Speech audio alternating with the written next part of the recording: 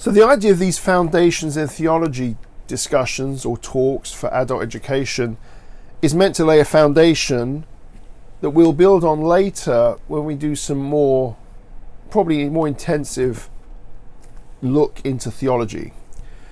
So one of the things that I wanted to talk about in terms of foundations in theology, one of the things that I've said multiple times in our discussions is that Greek philosophy does not present the God of the Bible. And one of the things about Greek philosophy, it's infiltrated the church and the way that we think about God.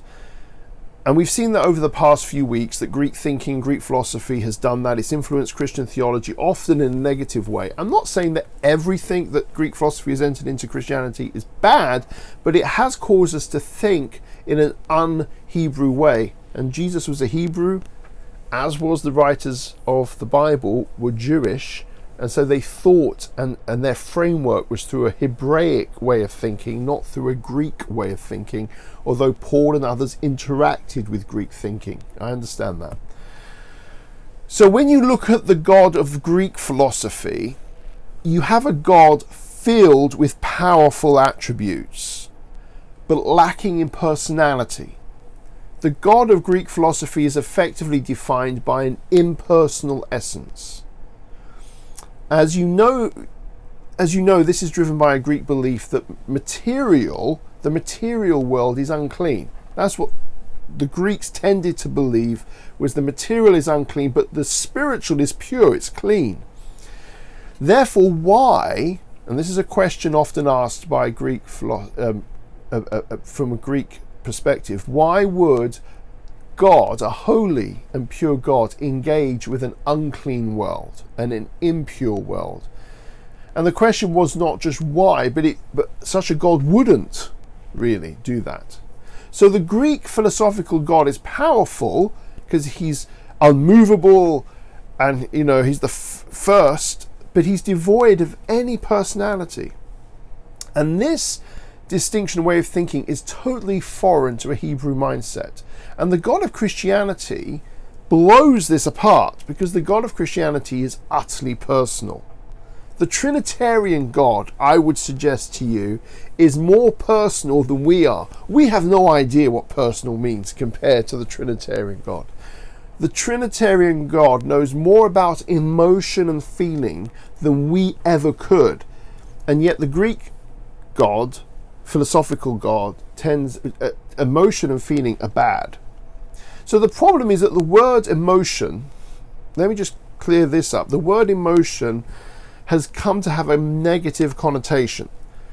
So if I was to say to you God is emotional, you would immediately think in a negative way, well, that means he has mood swings like I do, or he has rage swings like I sometimes do, or he's unstable, he's up and he's down, back and forth.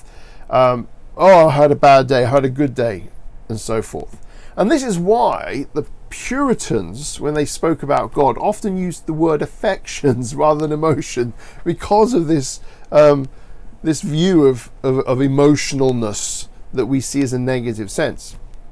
So when I use the word emotion in connection with God, I want you to think of stability and perfection, not instability and swings. Okay? So the question is never is God personal, but whether we are truly personal in connection with God. Because when the scriptures say we are to imitate Christ, this involves being personal and emotional as Christ was and is. Okay? So what can we possibly know about the personal relationships compared to the living God? God is utterly affectionate. He has a heart of deep love, joy, which is perfect in every way.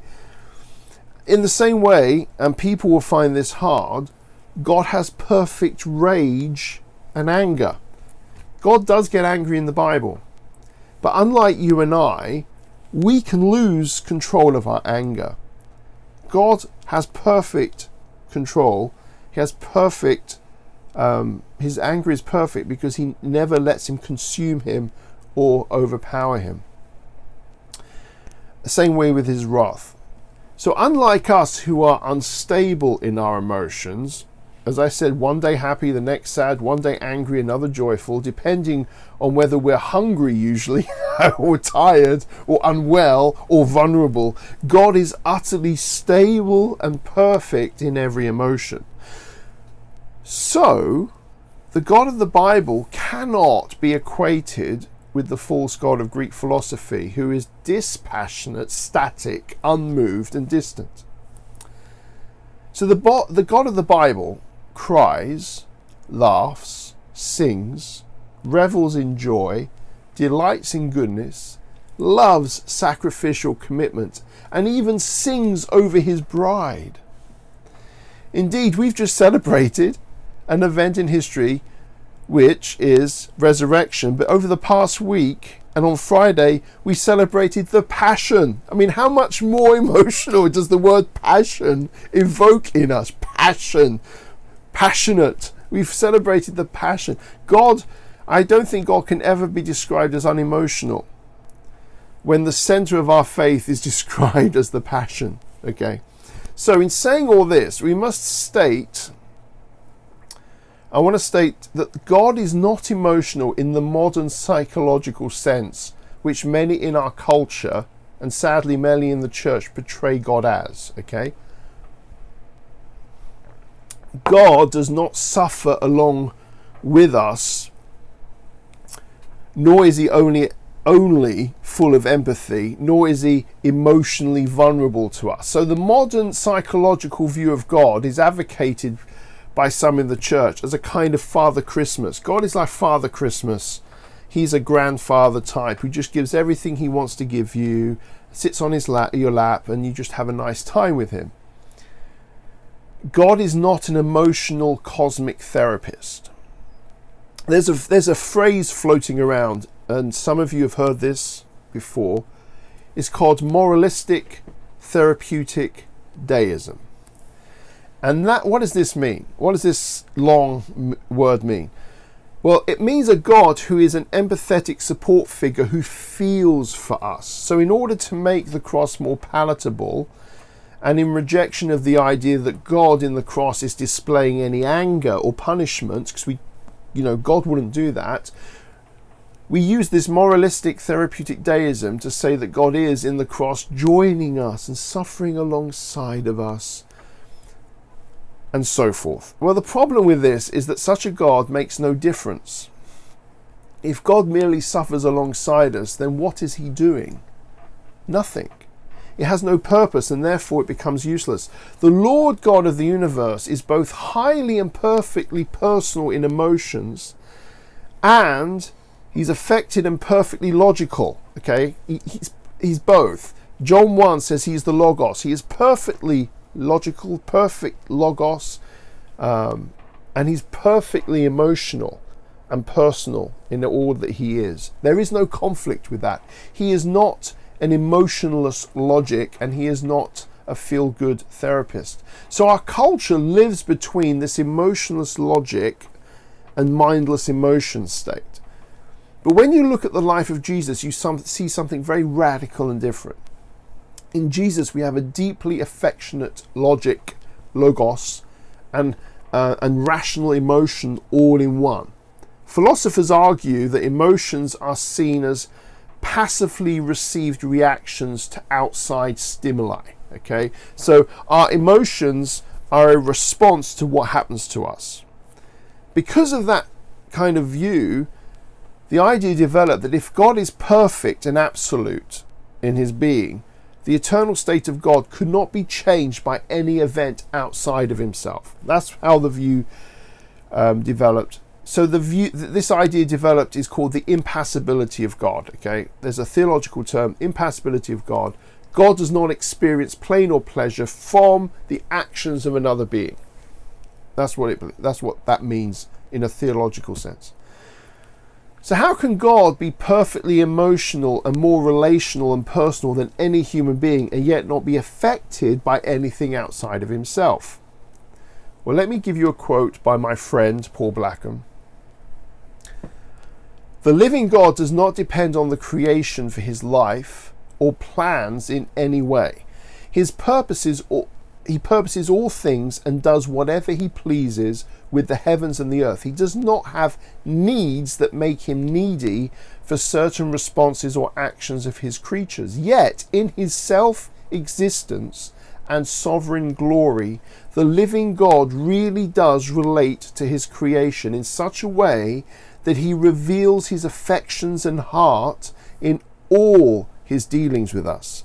He wills to show us his heart in relation to us, not because he is compelled to, but because he chooses to do that. He loves us and shares his heart with us out of generosity, not compulsion. End quote. So the point is that God is so great and sovereign that time, we've looked at time in the last couple of weeks, emotions, relationships do not compromise him or corrupt him in any way at all. And the cross is the place where all our philosophical systems and religious assumptions about God are thrown out of the window, because Jesus cries out in great anguish on the cross, in great emotion, Eli, Eli, lama sabachthani, my God, why have you forsaken me? He suffers, he experiences pain. Yet unlike us, who can be overwhelmed and consumed by our pain, emotions, and anguish, God is never overwhelmed by them. But we must also understand that God cannot tolerate sin. This is another facet to this, okay? Because God is holy and pure, and it must be dealt with and judged. And so the cross does both of these things. This is what I love about the cross. It shows this wonderful God, Jesus Christ, God as a human being, who has this anguish that he cries out on the cross, and his love, for Father, forgive them, for they know not what they do. And yet, it also shows a God who is dealing with sin in an incredible way. He is taking the punishment for sin on himself. So the cross destroys all emotionless views of God, ultimately. Because right there, at the intersection of history, on the cross, you have this God who is displaying incredible emotion and dealing with sin at the same time. So let me finish this short discussion by quoting again my friend Paul Blackham. When we speak of God, we are speaking of the being who poured out his infinite anger against sin on himself so that we could escape our just punishment. This eternal God takes evil and injustice seriously, even when our hard hearts just don't notice or care anymore. The love of God is no cheap and sentimental feeling. This love is a mighty power that goes out to suffer on our behalf, that serves us even when we are enemies, to give us infinitely more than we could ever deserve. End quote. All right, I'll stop there and open it up for any discussion or thoughts or talks.